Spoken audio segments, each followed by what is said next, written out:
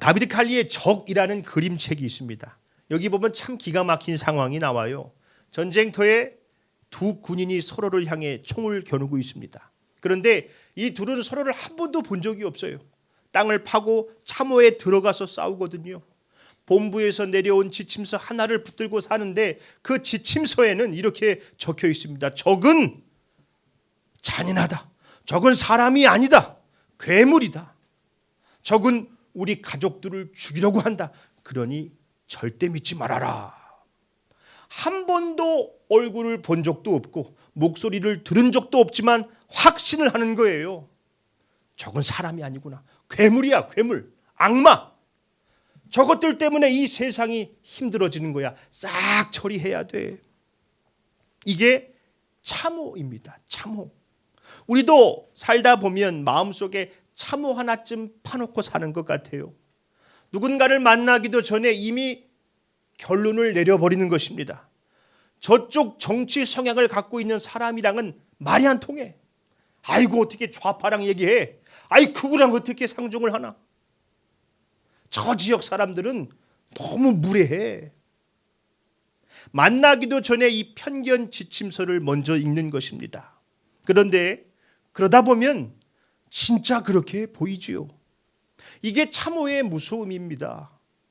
정치, 세대, 젠더 갈등, 종교 이런 참호가 나를 보호해 주는 것 같지만 사실은 나를 오해라는 감옥에 가두기도 합니다. 정치적 성향이 안 맞으면 상종 못할 사람, 지역이 다르면 믿지 못할 사람, 세대가 다르면 꼰대. 내게 한 번 상처를 준 사람은 평생 나쁜 사람이라고 딱지를 붙이지요. 오늘 본문의 야곱이 그런 사람이었습니다. 20년이란 긴 세월 동안 두려움과 괴로움이라는 참호 속에 스스로를 가두고 살았던 사람이었어요. 본문 말씀 1절이지요. 야곱이 눈을 들어보니 에서가 400명의 장정을 거느리고 오고 있는지라 그의 자식들을 나누어 레아와 라헬과 두 여종에게 맡기고. 지금 야곱의 얼굴이 사색이 됐어요.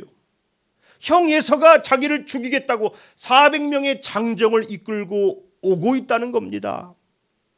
20년 전 이 야곱은 아버지 이삭을 속여 형이 받아야 될 축복을 가로채지요.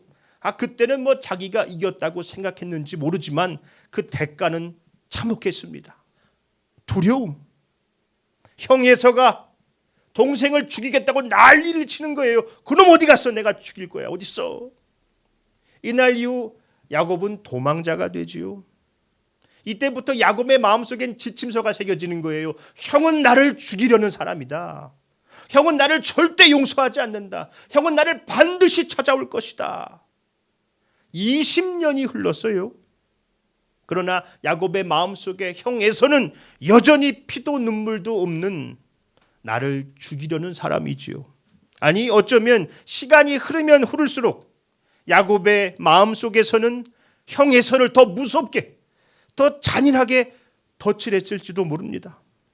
형은 아직도 나를 죽이려고 해. 20년 동안 이를 갈면서 기다렸어. 여러분 야곱은 20년 동안 형을 한 번도 본 적이 없어요.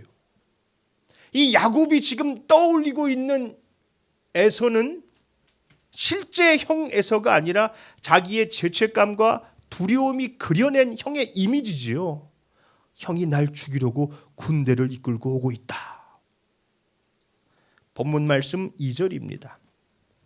여종들과 그들의 자식들은 앞에 두고 레아와 그의 자식들은 다음에 두고 라헬과 요셉은 뒤에 두고.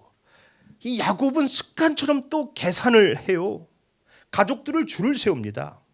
여종들과 그 자식들은 맨 앞에 세우고 레아와 그 자식들은 그 다음에 세우고 가장 사랑했던 라헬과 요셉은 맨 뒤에 세워요.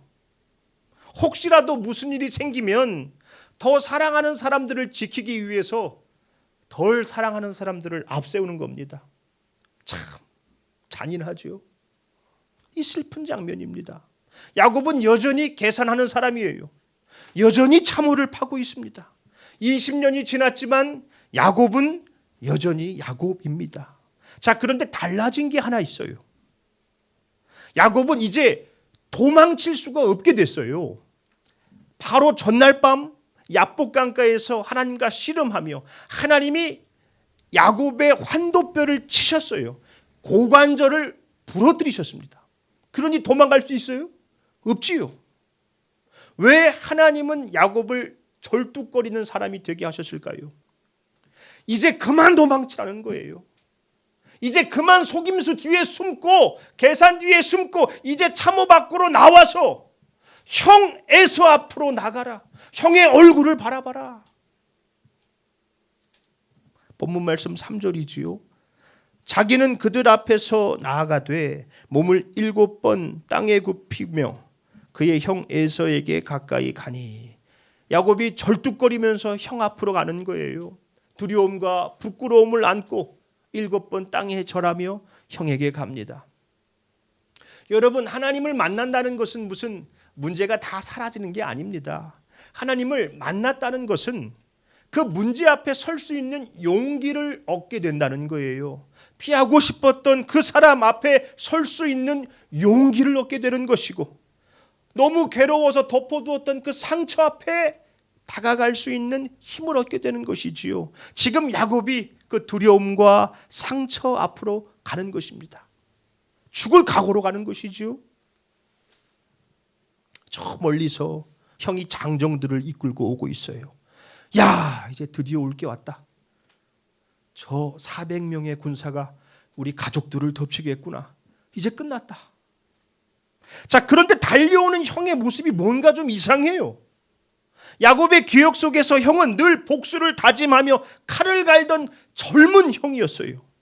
그런데 지금 달려오는 사람은 자신처럼 세월의 풍파를 맞고 늙어버린 한 사람의 모습이에요. 칼을 들고 달려오는 것이 아니라 팔을 벌리고 달려옵니다. 성경은 에서가 20년 동안 어떻게 지내왔다 이렇게 말하고 있지 않습니다. 그러나 한 가지는 분명하죠. 에서는 동생을 죽이러 온 게 아니라 동생을 맞이하러 온 거예요. 본문 말씀 4절이지요. 에서가 달려와서 그를 맞이하여 안고 목을 어긋맞추어 그와 입맞추고 서로 우니라. 이 짧은 한 구절 안에 20년의 세월이 다 녹아내립니다. 20년간 야곱의 가슴을 짓눌렀던 두려움이 한순간에 무너지지요. 20년간 꽁꽁 얼어붙었던 관계가 그 눈물 앞에 다 사라져버립니다. 야, 이거 이놈아, 왜 이제 왔냐? 왜 이제 왔어? 나 다 잊었는데 왜 이제 왔냐? 야곱이 그제야 깨닫는 거예요. 내가 두려워했던 것은 지금 내 앞에 있는 진짜 형이 아니었구나. 내 죄책감이 그려놓은 형, 내 두려움이 덧칠해 놓은 형, 내가 20년 동안 마음속에서 키워온 형이었구나. 그렇지요. 에서가 동생을 죽이러 온다고 아무도 얘기하지 않았습니다. 야곱이 그렇게 생각한 거예요. 400명을 이끌고 자기를 맞이하러 오고 있었는데 야곱의 기억에서는 형이 나를 죽이려고 하는구나. 우리도 그렇지 않습니까? 어떤 사람은 실제보다 내 마음속에 더 훨씬 험악해져 있어요. 그 사람이 한 말보다 내가 그 말에 붙여놓은 해석이 더 날카롭죠. 무슨 말을 저렇게 해?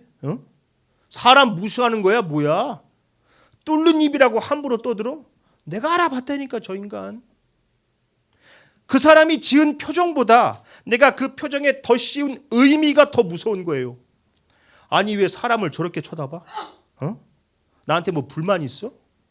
참나, 나 저 사람 옛날부터 마음에 안 들었어. 그 사람이 준 상처보다 그 상처를 붙들고 혼자 소설을 써내려갔던 그 세월이 우리를 더 깊은 참호에 가두고 있는 것인지도 모릅니다. 그림책 적은 이렇게 마무리가 돼요. 참호 속에 숨어있던 군인이 목숨을 걸고 적의 참호로 기어갑니다. 기필코 저 괴물, 저 악마를 죽이고 이 전쟁을 끝내겠다. 그런데 적이 없어요. 그 참호에 들어갔다 깜짝 놀랍니다. 거기에는 자기가 상상하던 괴물의 흔적이 없어요. 막 뼈다귀, 시체, 그런 게 없고 자기가 늘 보던 것과 같은 가족 사진과 그리움이 담긴 편지가 있는 거예요. 전쟁 지침서에 적은 괴물이라고 했는데 막상 마주한 그 얼굴은 자기처럼 똑같이 아프고 똑같이 가족과 친구를 그리워하는 사람인 거예요. 야곱은 눈물 젖은 형의 얼굴을 보면서 전율하지요. 단순히 살았다는 안도감이 아닙니다.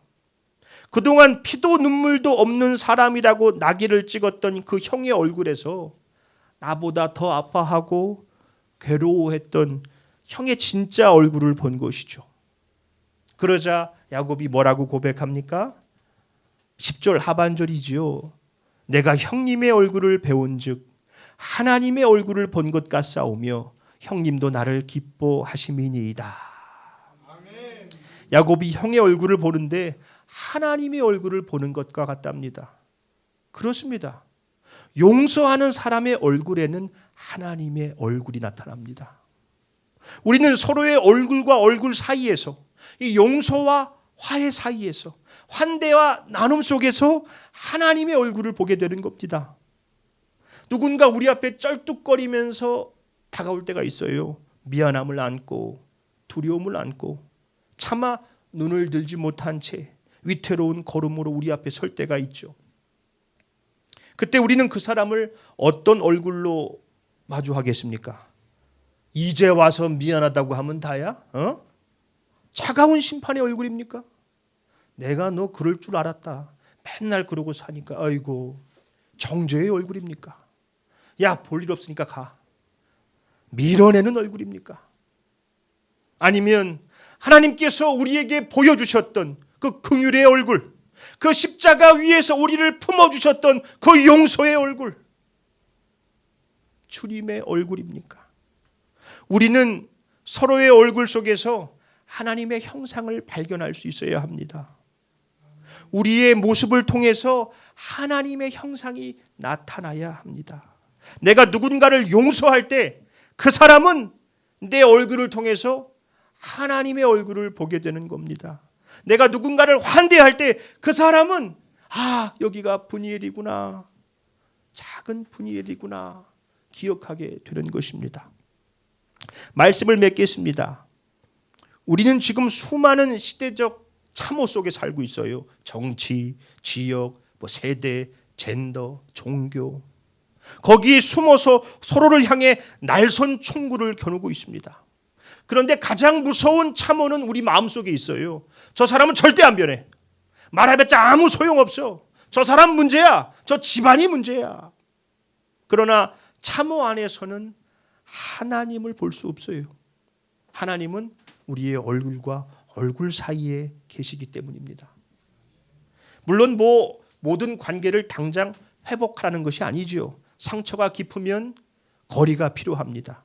아직은 마주하기 힘든 관계가 분명히 있어요. 그러나 우리 마음속에 있는 편견의 지침서 한 장만 찢어보라는 거예요. 저 사람은 원래 저래. 절대 안 변해. 신경 쓰지 마. 그런 생각들을 잠시만 내려놓고 아주 작은 방식이라도 참호 밖으로 빼꼼 고개를 내밀어 보라는 것입니다. 따뜻한 문자 한 통이 될 수도 있지요. 먼저 어색하게 인사를 건네는 것일 수도 있습니다. 아니면 그 사람을 위해서 진심으로 짧은 기도를 드리는 것일 수 있습니다. 그런 작은 시도가 우리를 가둔 그 거대한 참호를 허무는 시작이 되는 것입니다. 여러분, 우리도 야곱처럼 절뚝거리더라도 나가야 합니다. 아직 상처가 다 아물지 않아 비틀거릴 수 있습니다. 여전히 두렵고 떨릴 수 있습니다. 그러나 하나님이 우리를 참호 밖으로 부르시기에 우리는 믿음으로 그 귀한 걸음을 내디뎌야 하는 것입니다. 그럴 때 기적이 일어나요. 얼굴과 얼굴 사이에서 미움과 상처가 녹아내리는 그 틈에서 하나님의 얼굴을 보게 될 것입니다. 누군가 우리 앞에 절뚝거리며 다가올 때 주께서 우리를 용서하셨듯이 예수님의 마음으로 그를 안아줄 때 우리의 얼굴에서 하나님의 얼굴이 드러나게 될 것입니다. 우리 가정과 교회와 일터가 서로의 얼굴에서 하나님의 얼굴을 발견하는 그 분이엘의 현장이 되기를 예수님의 이름으로 축원합니다. 아멘.